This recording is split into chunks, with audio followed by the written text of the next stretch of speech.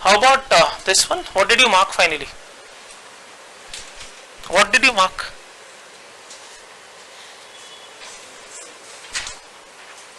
Why C? Please tell me.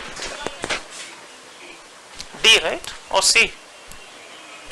D or E also sometimes. Let's see. You have given it's a positive number. It is not given an integer. It is only a number. X cube is a 2-digit positive number. So I can write x cube equal to 11 or 13 or 27 or whatever I want. So 1 is not sufficient. Okay. Second, x to the power 4 could have been written as 11 or 13 or 81. We are not sure. Not sufficient again. Are you okay with this logic now? This should be workable now. Now suppose I combine. You must combine. Don't directly say 1 is not enough, 2 is not enough, so it's E. What is the meaning of x to the power 4? X cube into. This is okay. Imagine x cube equal to 11. What would x have been? Cube root of 11. Right? So let's write what is x to the power 4 now. X to the power 4 would have been 11 into cube root of 11. But x to the power 4 is supposed to be integer or non-integer? But right now I will not get an integer. So when will I get an integer? When I take irrational number or integer? X cannot be taken as in, suppose I take x cube is equal to 29, just like that. So x is cube root of 29. So x to the power 4 will once again become 29 into cube root of 29. This is not an integer.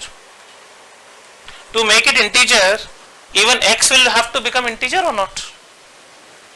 So on combination, I find out x is an integer. And if x is an integer, what should x be? X is equal to which number then? If x cube is a 2-digit positive odd integer, how many numbers are like that? Only 3. So x is equal to 3. And from second statement also I will get x is equal to 3. So overall, what should be my answer then? C or E? C. Finally, I am getting only one value of x. That's C. Now tell me, where is it that you may have made a mistake? You are still not clear, it seems. Some problem? Because x to the power 4 would be equal to what all numbers? X is an integer or not now? Only 81 from the second statement, and from the first statement only 27 will qualify. And given x is a positive number, so I don't even have to take negative roots or something. So only x is equal to 3 is the possible solution when I combine the two statements. This is exactly what the GMAT has become in the last 6 months to 1 year. Unfortunately, any material that you study is never going to cater to such trickiness of the content.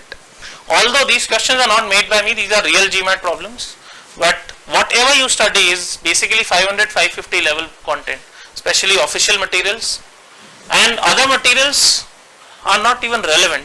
You should not study anything that is non-official for GMAT. But I am not saying all the material that we are doing is from OGU. That's not the only official material. So even if I say yesterday somebody went in to take the test and got a score and got a particular question, we will incorporate it. So basically that is how it's very different these days. It's not as easy as it would be otherwise.